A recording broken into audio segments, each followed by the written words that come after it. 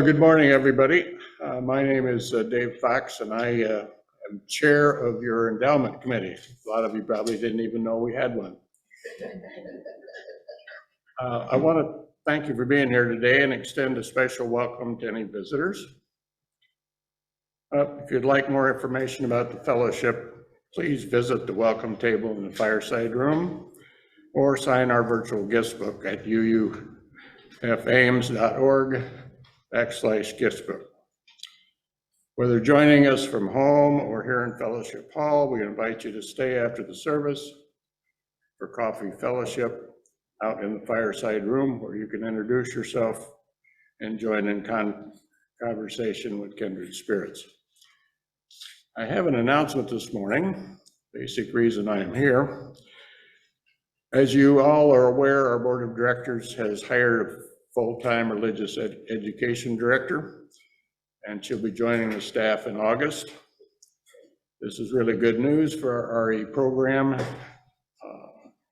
Adds another dimension to our fellowship that will pay dividends for years to come. Our endowment committee has recognized that this RE position adds staffing and program costs that exceed our current operating budget level and is initiating a campaign to meet this immediate need. Our goal is to raise $150,000 to fill the operating shortfall through 2026. We must recognize that this is not a long-term solution to this problem. This is something that we're doing in the interim while the budget gets raised through increased pledges or additional membership. So everyone here has an opportunity to be part of this good news story. You can provide your check or pledge or both through the end of June. We want to finalize this campaign by the end of June. So anything you can do through this year, 24, 25, or 26 will be greatly appreciated. We have some news stories and pledge forms that a lot of you already have, and we've received some pledges. Larry Kearson will have some copies of the pledge form over by the door. When you exit, if you would like to have one, please get it and get it turned in to one of us or to Bradley by the end of June. So now, on behalf of this caring, nurturing congregation, I welcome each and every one of you to this sacred space. Here we invite you into the experience of transformation, hope, renewal, and connections, which we hope may inspire you to understand life in new ways. Thank you for joining us today.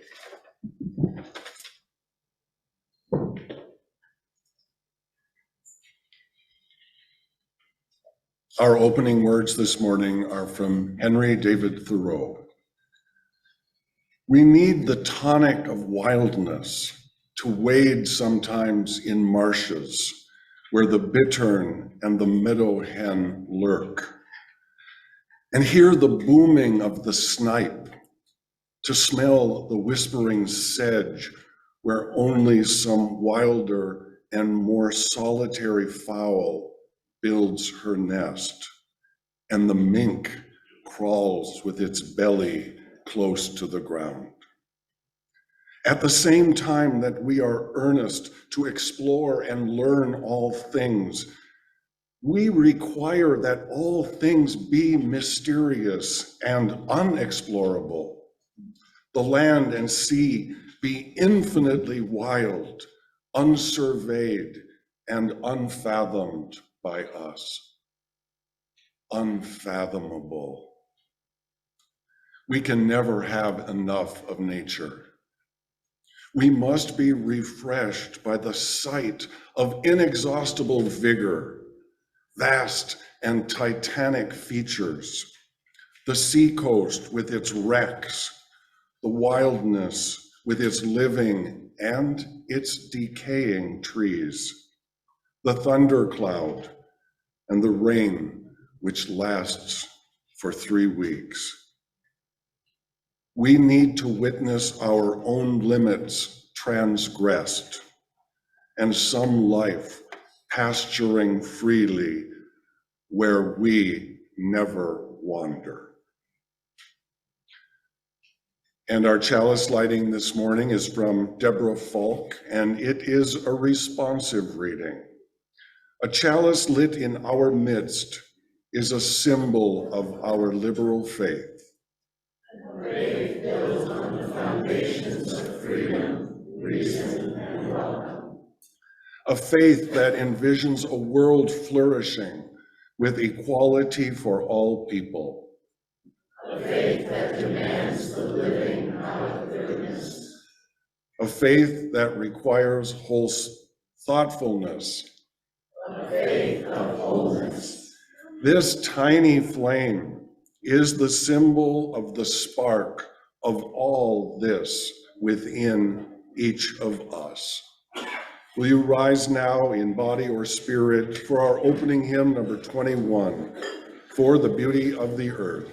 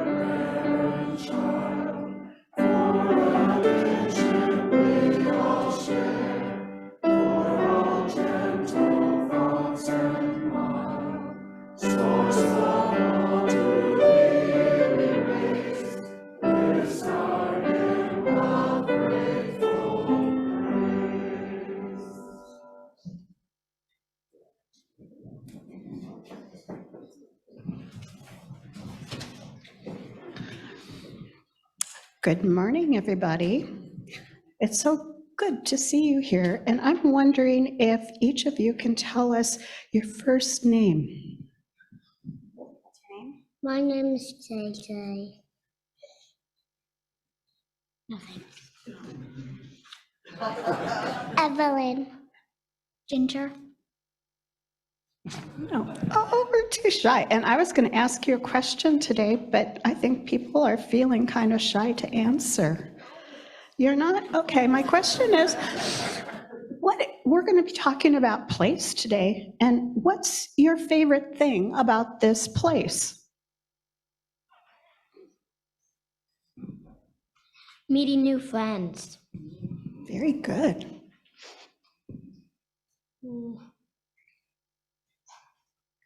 Your favorite thing about this place? Looking at your pictures. Looking at pictures? Does anybody else want to share? The activities. All right, activities. Anybody else? One of my favorite things is this blue carpet, because you're all here and everybody gathers here, and it represents to me all the friends and friendship and fun that you all can have. Well, there's a lot of activities going on for you this morning, so we are going to sing you out with This Little Light of Mine.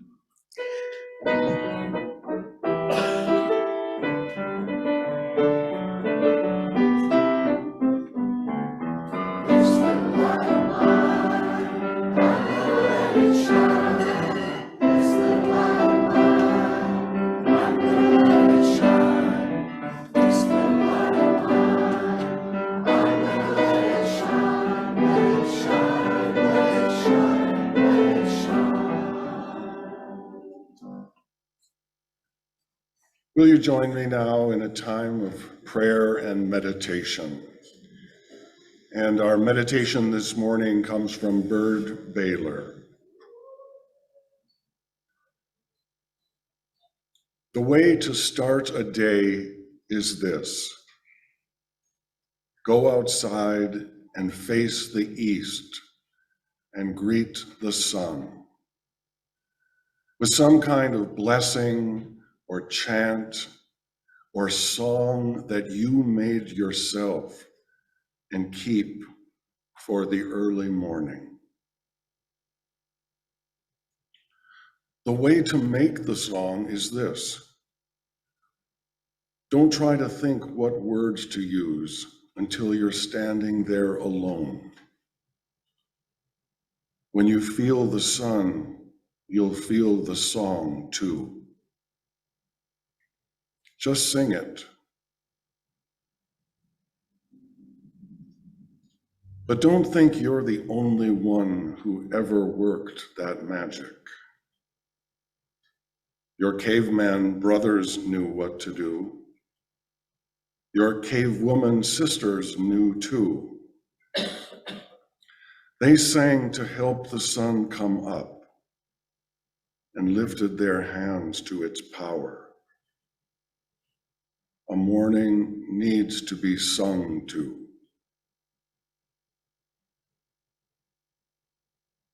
And everywhere they knew what gifts the sun wanted. In some places they gave gold.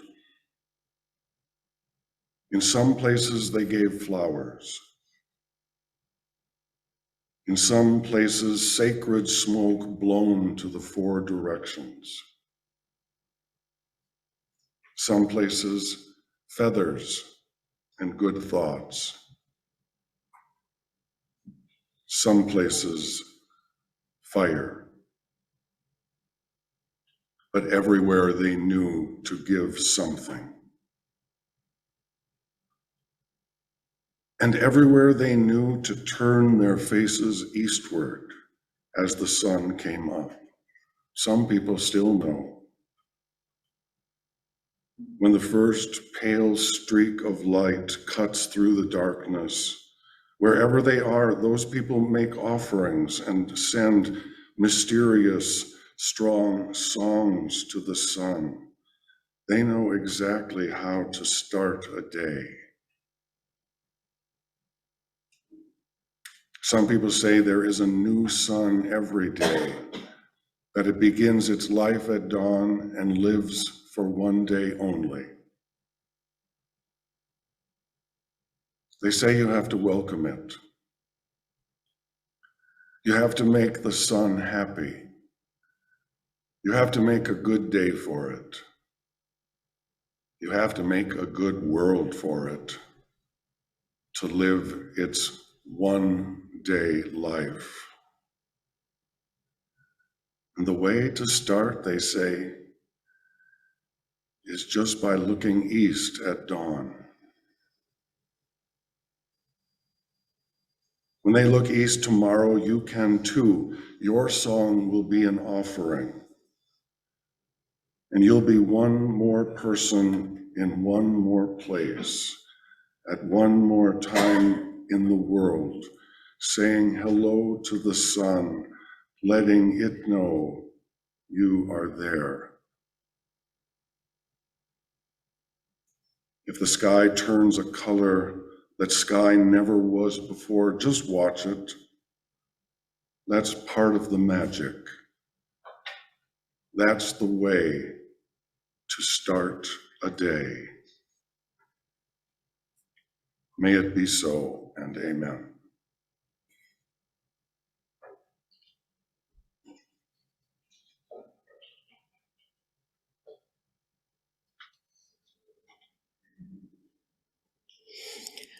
Milestones is a time in our community when we honor poignant moments in our lives, times of sorrow and times of celebration. And it's a tradition that will take this moment to acknowledge our mutual support for each other by lighting milestone candles. So if you have a milestone, you're welcome to come up to the microphone. We'll first do the folks in Fellowship Hall, and then we'll move on to our folks who are joining us via Zoom. You can come up to the microphone, tell us your name, and state your milestone, and I will light a candle for you.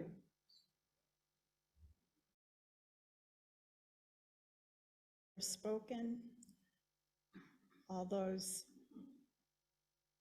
situations people are in, and all those thoughts of joys and concerns that we hold within our hearts, knowing none of us need to walk alone in this life, and as a community of love, we are together.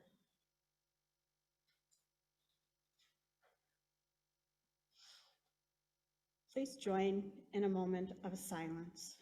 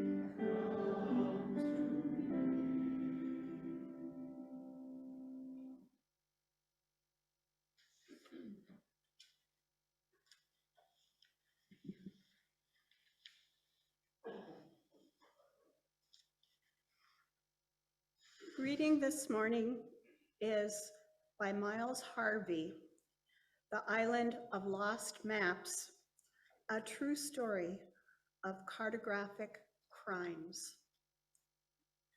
I suppose all of us have strange voices in our heads, quirks of cognition that defy simple explanation. When I was a boy, my parents were convinced I had a sixth sense. My father was a school teacher with a lot of vacation time and a mean case of wanderlust. So our family would spend much of the summer exploring the US interstate highway system, a great barn of a travel trailer in tow. It was during these long trips that my supposed gift was discovered. Soon, testing it became kind of a game. I would be fast asleep in the back seat, drooling on my big brother's shoulder, when my father would turn and shake me awake. "Quick," he would say as I blinked my eyes open, "which direction are we going?" North?" He would look at my mother with a proud and conspiratorial smirk. Amazing, he would say, shaking his head. You're right once again. It was true. As long as I can remember, I had an excellent sense of direction. But though I never fully understand it, I suspect my boyhood adventures as the human compass had a lot more to do with cartography than with clairvoyance. More than like, I simply made educated guesses about the direction we were headed based on earlier perusals of the coffee-stained, mildew-fragranced highway maps. There were as much a permanent fixture in our Chevy Bel Air station wagon as the steering wheel. I could read maps before I could read books, and that skill, combined with a knack for measuring the sun's angles, probably accounted for the better part of my so-called gift. If I was a prodigy at anything, it was cartographic comprehension. I was good with maps, plain and simple. But what obsessed me about them was never their scientific utility. I did not look at them as mere tools, but as mysterious and almost sentient beings. Maps spoke to me. They still do. Having said that, I want to stress that I am not normally in the habit of listening to mute objects, nor am I overlooking the obvious fact that a map is a visual medium.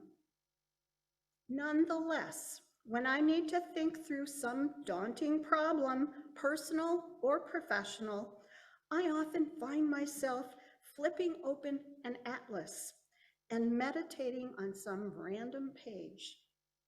And after a few moments of blank contemplation, I no longer seem to be looking at the map as much as listening to it. A map does not converse in sentences.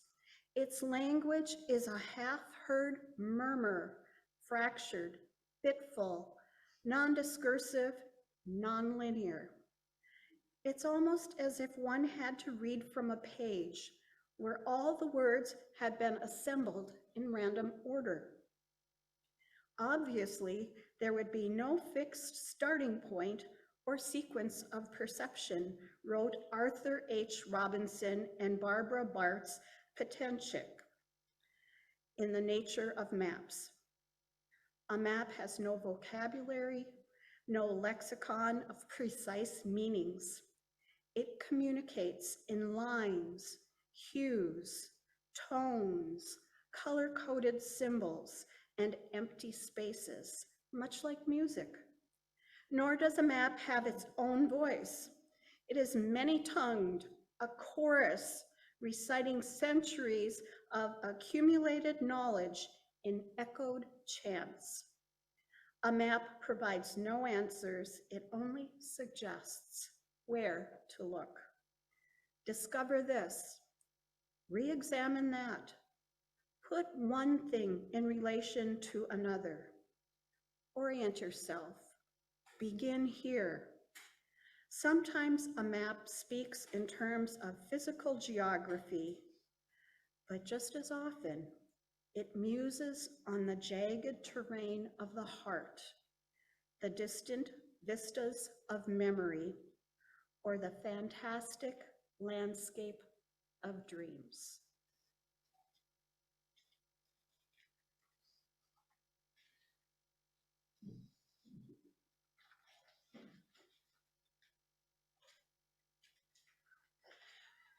We will now give and receive the offering.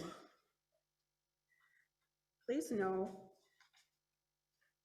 that half of the non-pledge offering will be donated to the Ames chapter of the NAACP. The NAACP's mission is to ensure the educational, social, economic, and political rights of all people and to work to eliminate racial hatred and discrimination. The fellowship board has voted to be a sponsor of this chapter's Juneteenth celebration on Saturday, July 17th at Banshell Park. And this is a celebration which commemorates the emancipation of enslaved Black Americans. The other half of the offering will support programs here in our fellowship and make this a community of transformation. We'll pass the basket here in Fellowship Hall, but for those at home, you can visit uufames.org/give and make your contribution today. And if you're visiting today, please know that your presence is gift enough. And while we're passing the baskets, our fellowship voices have a gift of music for us.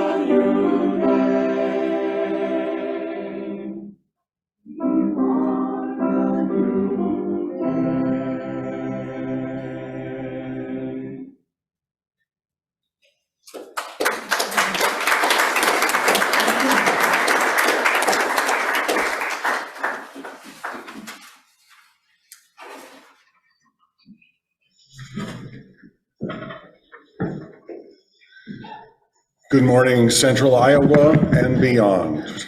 My name is Reverend A.J. Galazin. I'm your interim minister. My pronouns are he and his. We are so glad that you have joined us here today. Wherever you are on your spiritual or ethical or questioning journey, you are welcome here.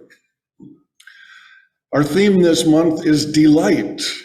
And I am delighted to be back in Ames.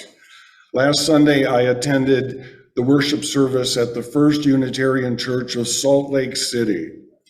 They have just completed their 2-year ministerial search process, and they are saying farewell to their interim minister and hello to their new settled minister. Here in Ames, we are approaching the halfway mark. And I think you are all doing a great job. Together, we are right on track. I love visiting other churches when I travel. I always pick up some helpful tidbits along the way. First Unitarian of Salt Lake had an interesting custom at the offertory.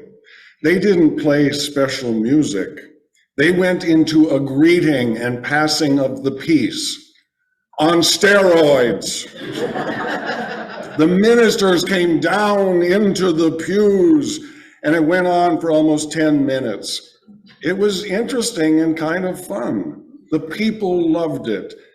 I could see real community happening. And the music was memorable. They featured a youthful vocal soloist who sang Pure Imagination from the Willy Wonka musical, fine piano interludes, a lovely choir, but not as lovely as the Fellowship Voices. And the final hymn was a pipe organ. I was in heaven. A wholesome variety of music is the spice of life. And the people sang the doxology with gusto, ending with a very long amen. Okay, back to reality. Yesterday, I returned from a week of study leave, a brief time away from the everyday responsibilities of ministry to recharge my spirit through engagement with new people, new places, and new ideas. It is all part of my continuing education, and it is required. For example, a few weeks ago, I attended the International Festival of Homiletics, an annual gathering of more than 1,000 preachers from all over the world. We listened to sermons, talked about sermons, sang hymns about sermons, and recited liturgy about sermons. Sounds like fun, doesn't it? Yes, for me, it was fantastic. And it was so easy to attend because this year it was held in my old hometown of Minneapolis. Another kind of recharging might be described as a self-directed retreat, when one checks into a monastery or a secluded cabin in the woods, and then lets the human reason or divine nature take its course. And still another way of recharging one's spirit would be by hopping on a train to Utah and embarking on a pilgrimage in the mountains and deserts, which is exactly what I just did. And that's not the whole story. My real goal was to retrace some of my steps from 25 years ago.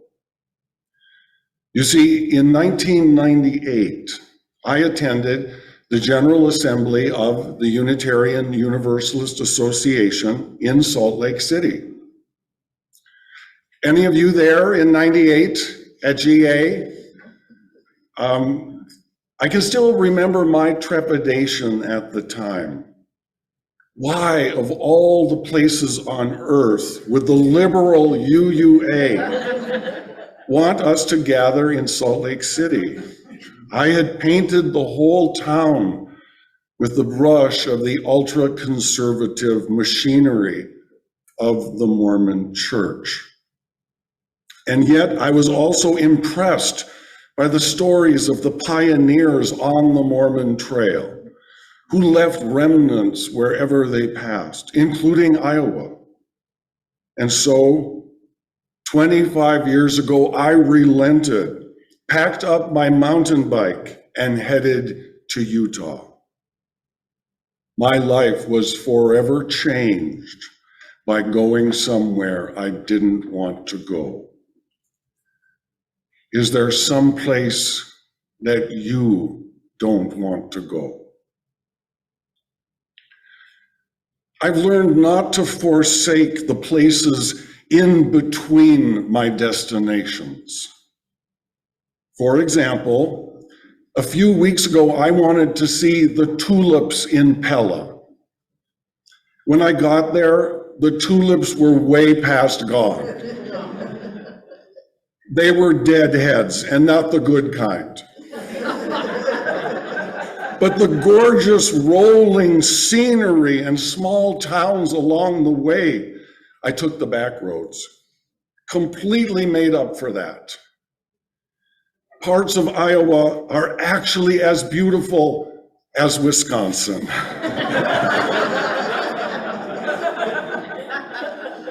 From the prophet John Lennon. There are places I'll remember all my life, though some have changed. Some forever, not for better. Some have gone and some remain. All these places had their moments with lovers and friends I still can recall. Some are dead and some are living.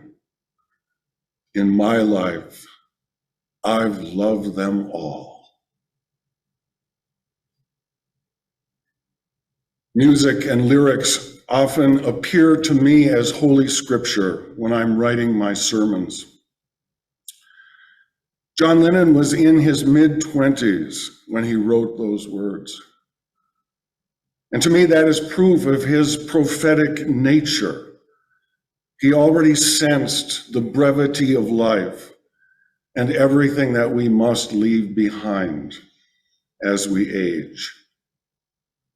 And the harpsichord interlude, with its aura of mildly melancholic reminiscence, was the work of George Martin, the Beatles' legendary producer, and it was a perfect collaboration. It was a delight. Peggy has a harpsichord. But what I want to focus this morning is the theology of place.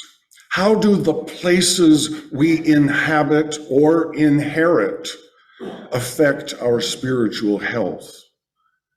If there are places we will remember all our life, how do they merge and grow with us?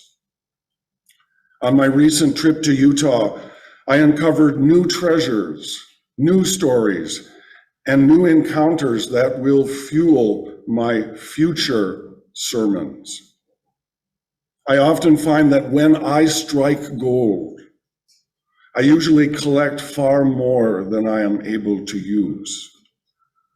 When I discover some place of value, I keep going back for more.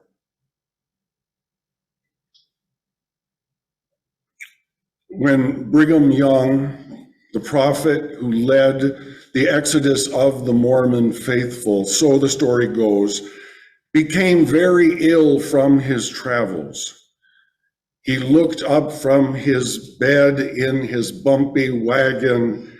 He saw the beautiful Salt Lake Valley. He raised his arm and said, "This is the right place." After a journey of countless miles, crossing rivers and deserts, climbing mountains and facing starvation, in my imagination, I can hear someone saying, "Finally!" But one cannot deny the result of his proclamation, however it was uttered. For the multitudes of immigrants that eventually descended on that part of Mexico from all over the world, yes, the Mormons had to leave the United States to find religious freedom. And now there is an imposing, and some may say self-serving monument memorializing this legendary event. This is the place. I noticed that it has become a Utah meme. At a lonely crossroads in the middle of nowhere, someone spray painted, "This is the place," on the pavement. A bar and restaurant on the other side of the state had a sign, "No, this is the place." This is the place is also a Utah State Park, a recreated village of historic structures with live interpreters dressed in period costume. It's geared toward all ages, and I was impressed with the docent's knowledge of history. But before I entered the park, I was surprised to be warned by the ticket seller that some of the representations may seem dated. And I saw a few examples of what he meant. Issues that were absent or glossed over included the colonization of the indigenous population, the second-class status and exclusion of people of color from full religious participation, and the heavy-handed influence of the LDS Church on state politics, the economy, and even journalism. I was surprised when I picked up last Sunday's edition of the Deseret News, which happens to be owned by the LDS Church, and found that it contained articles with an obvious slant toward right-wing conspiracy theories. Really? In contrast, the much more relevant Salt Lake Tribune had a rainbow flag on page 1 with the headline, "How Queer is SLC?" Visitors can be surprised by the city's inclusivity, while locals see room to improve at the state level, close quote. This glaring dichotomy illustrates something that many places may have in common with Salt Lake City, being a blue dot in a big red sea. I have found that Mormons in general are actually really cool with religious diversity.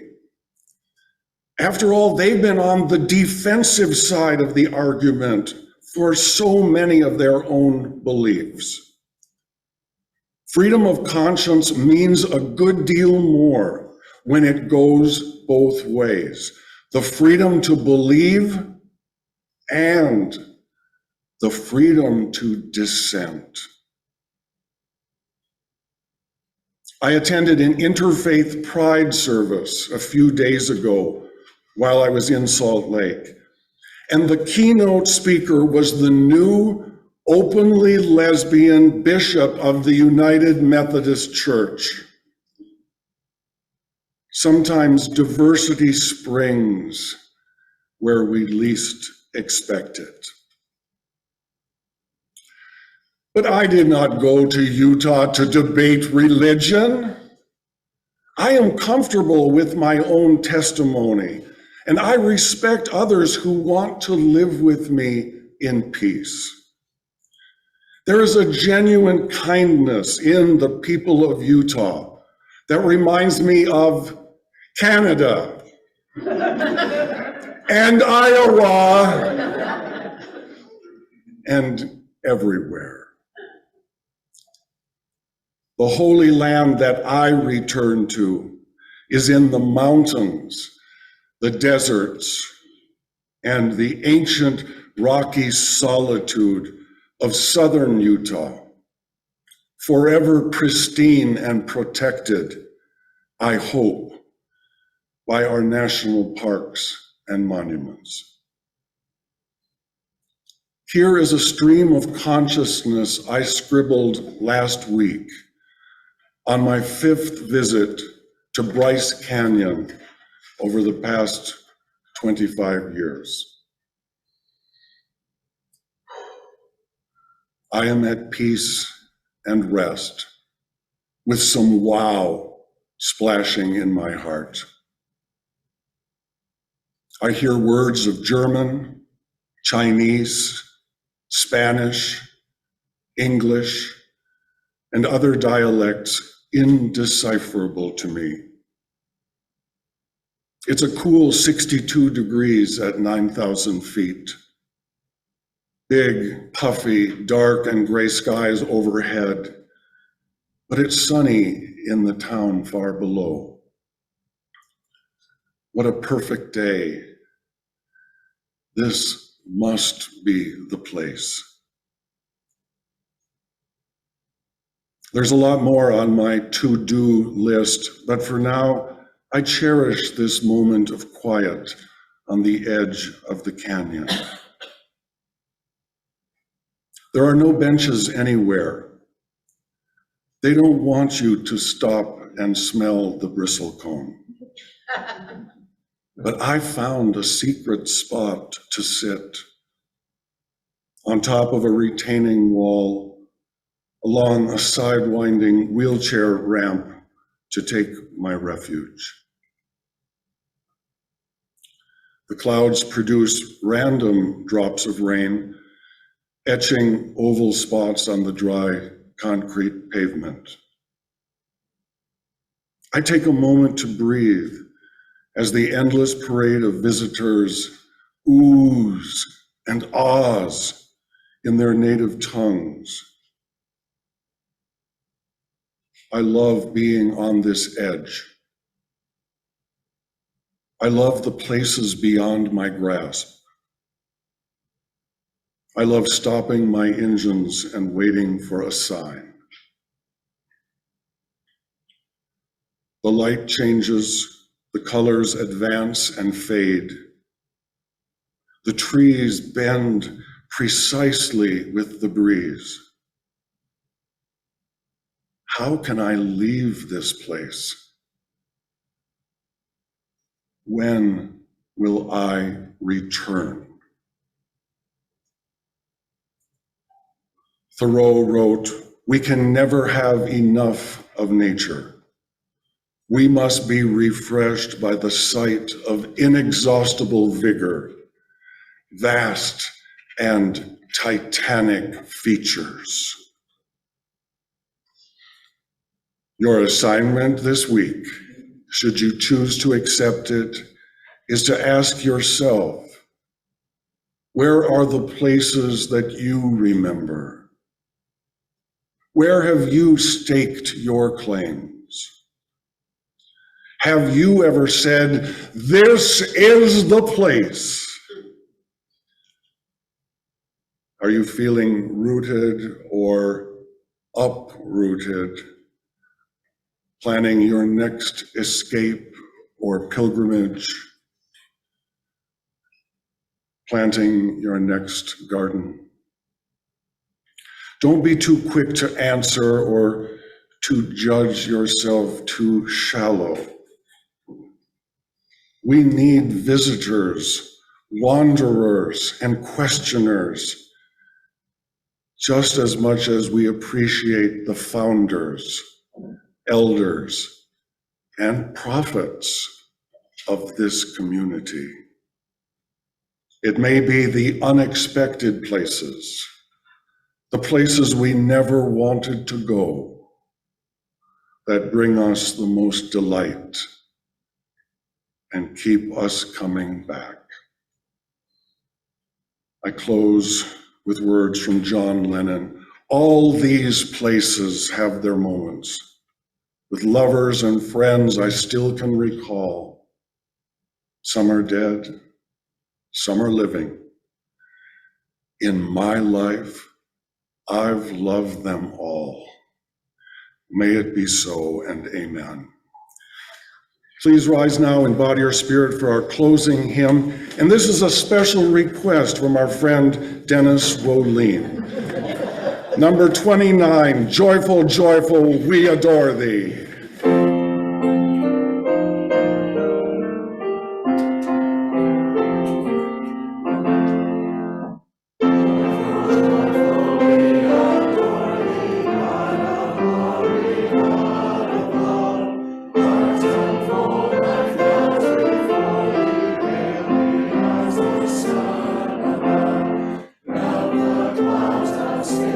Sadness, brought a rain of doubt.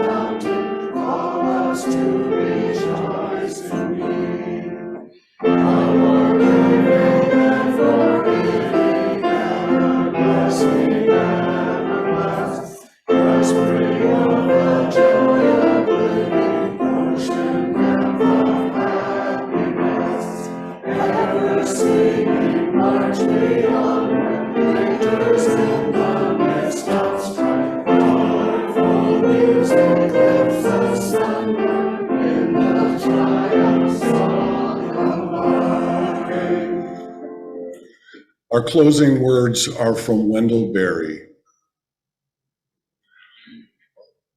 And the world cannot be discovered by a journey of miles, no matter how long, but only by a spiritual journey, a journey of 1 inch, very arduous and humbling and joyful, by which we arrive at the ground at our feet and learn to be at home. Go now in peace.